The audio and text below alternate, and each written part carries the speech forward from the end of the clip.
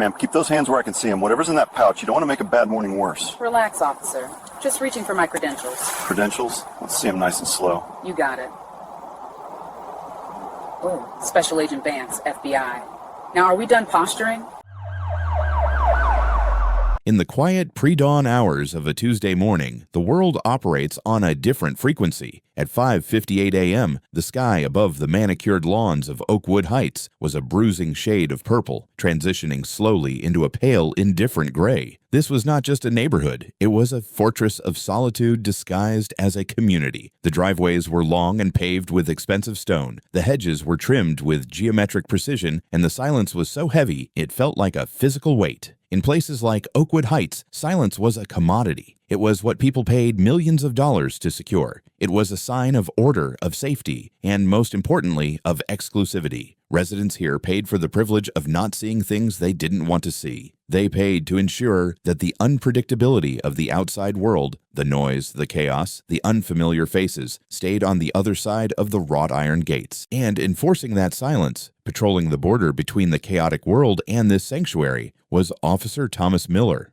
Officer Miller was 43 years old, a veteran of the force with 19 years of service behind him. For the last decade, he had been assigned to District 4, which encompassed the winding tree-lined streets of Oakwood Heights. It was a retirement beat, the kind of assignment officers jockeyed for when they were tired of chasing actual criminals in the city center. Here, the crimes were abstract. A noise complaint from a pool party that went too late, a dispute over a property line, a car parked in front of a hydrant. Miller sat in his patrol cruiser, a heavy SUV that smelled of stale coffee and leather polish. He idled at the corner of Sycamore and Grand, watching the intersection with heavy-lidded eyes. He took a sip from his travel mug, the lukewarm liquid doing little to spark his synapses. He felt a sense of ownership over these streets. He wasn't just patrolling them, he felt he was the gatekeeper. He knew which cars belonged in which driveways. He knew that the doctors at 4:02 left at 6:15 a.m., and the retired banker at 4:08 didn't open his blinds until 8 a.m.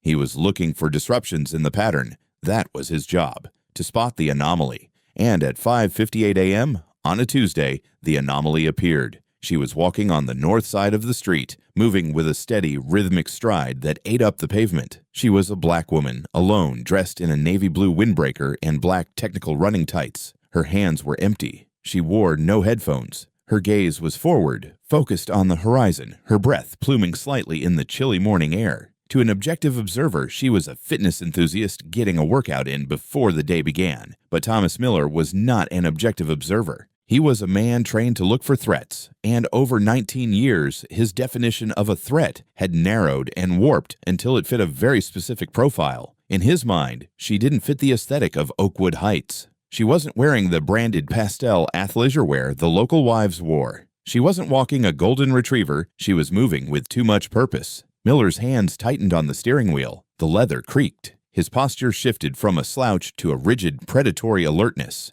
In his mind, the narrative was already being written. She's casing the neighborhood. She's looking for packages on porches. She's checking for unlocked cars. The possibilities played out in his head, not as theories, but as imminent facts. He didn't see a woman exercising. He saw a criminal who hadn't committed a crime yet. He eased his foot off the brake. The heavy SUV rolled forward, the tires crunching softly on the asphalt. He didn't turn on his lights. He didn't want to warn her. He wanted to catch her. This was the highlight of his morning, the moment where he got to reassert the order that he believed he was personally responsible for maintaining. If you enjoy stories where the truth is revealed in the most dramatic way possible, make sure you're subscribed, because what happens in the next 20 minutes is a masterclass in how quickly power can shift when you underestimate who you're dealing with. The cruiser slid alongside the woman. She didn't flinch. She didn't look startled. Most people, when a police car creeps up beside them, show a flicker of nervousness. They check their stride, they look down, they act guilty even if they've done nothing wrong. It's a natural reaction to authority. But this woman did none of that. She kept walking, her pace consistent, her face unreadable. Miller rolled down the passenger window. The electric motor hummed, breaking the morning silence.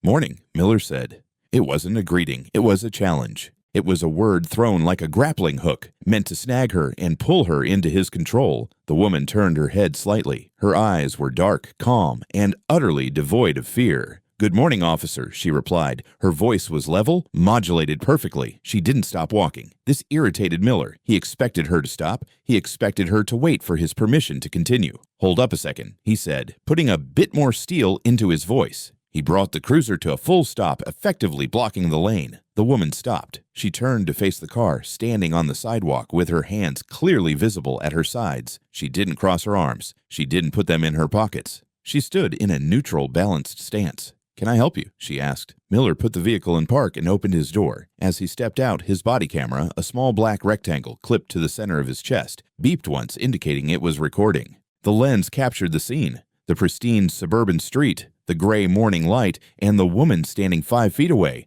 watching him with an intensity that should have warned him, but instead only angered him.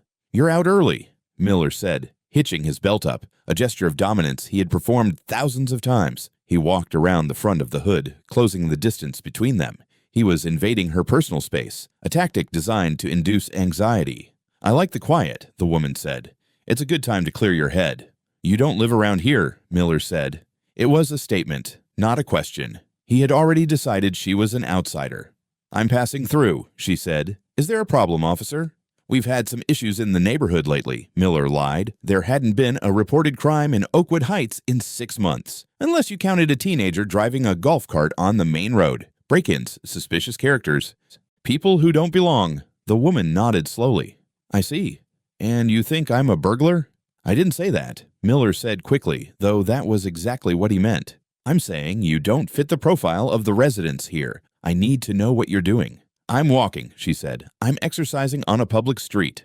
"I need to see some ID," Miller said. He held out his hand, expecting compliance. He was used to compliance. He was used to people fumbling for their wallets, apologizing, trying to talk their way out of a ticket that didn't exist yet. The woman didn't move. "Am I being detained, officer?" The question hung in the air like a thunderclap. Miller blinked. It was the last thing he expected to hear. It was a legal term, a specific challenge to the constitutionality of the stop. "I'm asking for your identification," Miller said, his voice rising a decibel. "It's a simple request."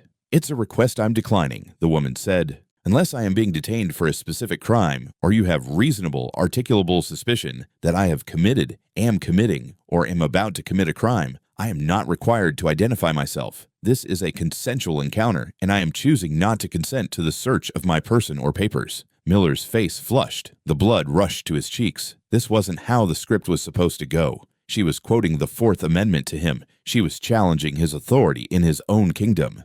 "Listen to me," Miller said, stepping closer, looming over her. The body cam captured his aggressive posture, the way his hand hovered near his baton, not touching it, but threatening it. "You're in a private community." "I am on a public sidewalk maintained by municipal taxes," she corrected him. "The streets are public. The sidewalks are public. My presence here is lawful." Miller's jaw tightened. He felt a spike of adrenaline. It was the fight-or-flight response triggered not by danger, but by a bruise to his ego. He couldn't let her walk away. If he let her walk away, he lost. And Thomas Miller did not lose to people like her. "I can detain you for loitering," Miller said, grasping for a legal foothold. "I can detain you for obstruction of justice if you refuse to cooperate with an investigation." "There is no investigation," the woman said calmly. "You are manufacturing one to justify an illegal stop based on my appearance. You saw a black woman in a wealthy neighborhood and assumed criminal intent. That is not reasonable suspicion, officer. That is bias." The word bias hit him like a slap. "You want to play lawyer?" Miller sneered. "Fine, we can do this the hard way." He reached for his radio, unclipping the microphone from his shoulder. "Dispatch, this is Unit 4 Alpha," he barked into the mic. "I have a suspicious individual at the corner of Sycamore and Grand. Female, black, approximately 35 years of age. Subject is uncooperative, refusing to identify. Possible 10 to 37. Send backup." A 10 to 37 was the code for a suspicious person or investigate. He was escalating it. He was calling in the cavalry. He wanted to see her scared. He wanted to see the composure crack. He wanted to see her realize that the law wasn't what was written in books. The law was the man with the gun and the badge standing in front of her. But the woman didn't crack. She closed her eyes for a brief second, exhaling a long, slow breath through her nose. It was a sigh of disappointment, not fear. It was the resignation of someone who knew that things were about to get very ugly, very fast, and that there was no turning back. What Officer Miller didn't know, what he couldn't possibly know because his arrogance had blinded him, was that the woman standing in front of him was not a random jogger. Her name was Agent Elena Vance. She had spent the last 15 years working in the deepest shadows of the federal government. She was a senior special agent with the FBI's counterintelligence division. She tracked foreign spies. She dismantled terror cells. She had stared down Russian oligarchs and cartel hitmen without blinking. She was currently in Oakwood Heights because 3 blocks away, inside a sprawling colonial mansion, a foreign asset was selling classified military schematics to a hostile government. Agent Vance was part of a 20-person surveillance team that had been watching the house for 3 months. She was on a cooling walk to lower her heart rate before the tactical team initiated the breach, which was scheduled for 7 a.m. By stopping her, by calling it in on an open radio channel, Officer Miller hadn't just inconvenienced a jogger. He had jeopardized a multi-million-dollar federal operation involving national security. He had just lit a match in a room full of dynamite. Agent Vance opened her eyes. The warmth was gone from them. They were cold, hard, and terrifyingly focused. "Officer," she said, her voice dropping an octave, becoming steel, "you need to listen to me very carefully. You are making a mistake that you cannot undo. I am asking you, one professional to another, to get back in your car and drive away." Miller laughed. It was a dry, nervous sound. "Oh, now you're giving orders. You think you can tell me what to do?" "I'm giving you a chance," Vance said. "I suggest you take it." "Turn around," Miller commanded. "Hands behind your back. You're being detained for failure to identify and loitering." He reached for his handcuffs. This was the moment.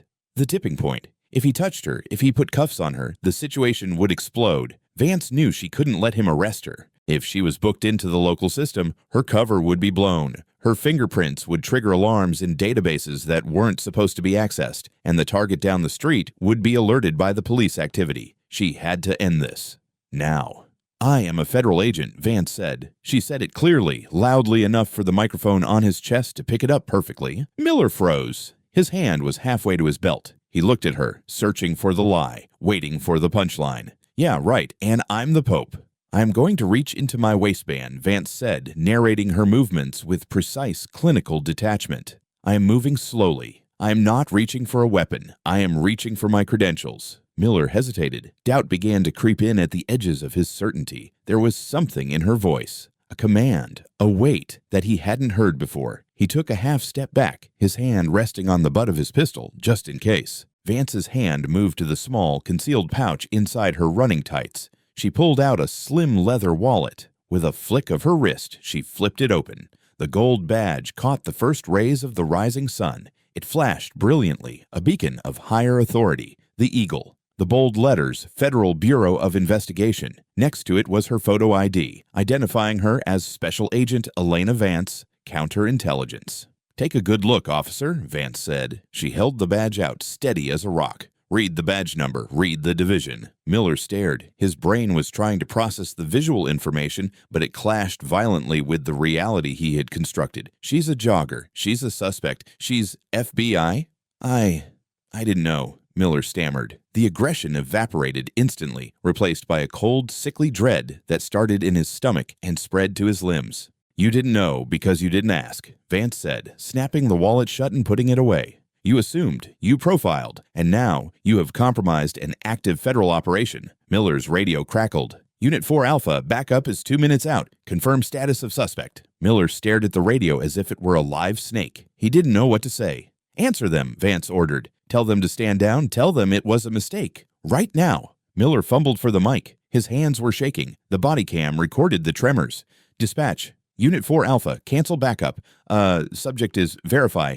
Cancel call. Situation resolved." Resolved? Vance stepped forward. Now she was the one closing the distance, and Miller was the one retreating. "Nothing is resolved, Officer Miller. You have just detained a federal agent without probable cause. You have documented my face and my location on a local police server during a covert operation. You have violated my civil rights and threatened me with false arrest." "I was just doing my job," Miller whispered, the standard refrain of every officer caught in a disaster of their own making. "Your job is to uphold the law, not break it because you're bored and biased," Vance said. She pulled a small, encrypted burner phone from her pocket. She didn't look at Miller anymore. He was no longer the threat. He was the debris. She hit a speed dial number. It rang once. "Vance," a male voice answered crisply. "We have a situation," Vance said. "Sector 4 is compromised. I was stopped by local PD, Officer Thomas Miller, badge number 492. He called it in on open frequency. The target might have scanners. We need to accelerate the timeline or scrub the mission." There was a silence on the other end, the kind of silence that implies people are throwing things in a command center. "Hold position," the voice said. "I'm coming to you. Keep him there." Vance hung up. She looked at Miller, who was now leaning against his cruiser, looking like he might vomit. "My supervisor is en route. You are going to stand exactly where you are. You are not going to speak to anyone. You are not going to turn off that body camera. Do you understand?" "Yes, ma'am," Miller said.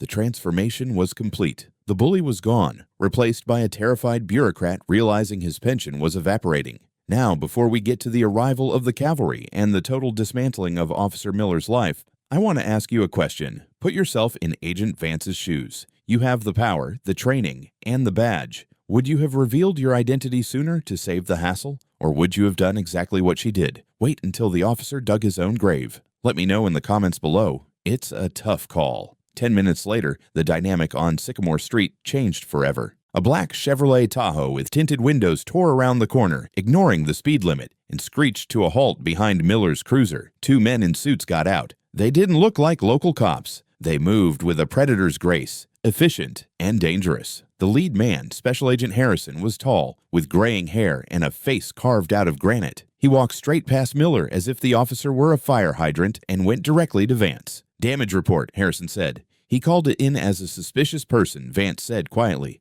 "Open air. If the target has a police scanner, they know we're here. They know suspicious female at this corner. It fits my description. Cover is blown." Harrison cursed under his breath. He turned slowly to face Miller. The look he gave the officer was one of pure, unadulterated contempt. "Officer Miller," Harrison said, "I am Special Agent in Charge Harrison. You have single-handedly dismantled 6 months of surveillance and intelligence gathering. Do you have any idea the cost of the operation you just torpedoed?" Miller shook his head. He couldn't speak. His throat was too dry. "Give me your body camera," Harrison said. I can't," Miller said weakly. "It's department property. I have to upload. I am seizing it as evidence in a federal investigation concerning the obstruction of a national security operation," Harrison said, stepping into Miller's personal space. "Give it to me." Miller unclipped the camera. His hands were trembling so badly he almost dropped it. Harrison snatched it from his hand. "Get in your car," Harrison ordered. "Go back to your precinct. Do not speak to anyone on the radio. Do not make any calls. We will be contacting your chief within the hour. If you discuss this incident with a soul, I will have you charged with disclosure of classified information in addition to the civil rights violations you've already racked up. Go." Miller scrambled into his cruiser like a scolded child. He started the engine and drove away, leaving behind the empty street, the two agents, and the shattered remnants of his career. The operation at the house down the street was aborted. The target, spooked by the police radio chatter, destroyed his hard drives and fled out a back exit before the FBI tactical team could adjust to the accelerated timeline. He made it to the airport and was on a plane to a non-extradition country before noon. The intelligence was lost. The months of work were wasted, all because one officer decided that a black woman walking on a Tuesday morning was a crime. But while the spy got away, Thomas Miller did not.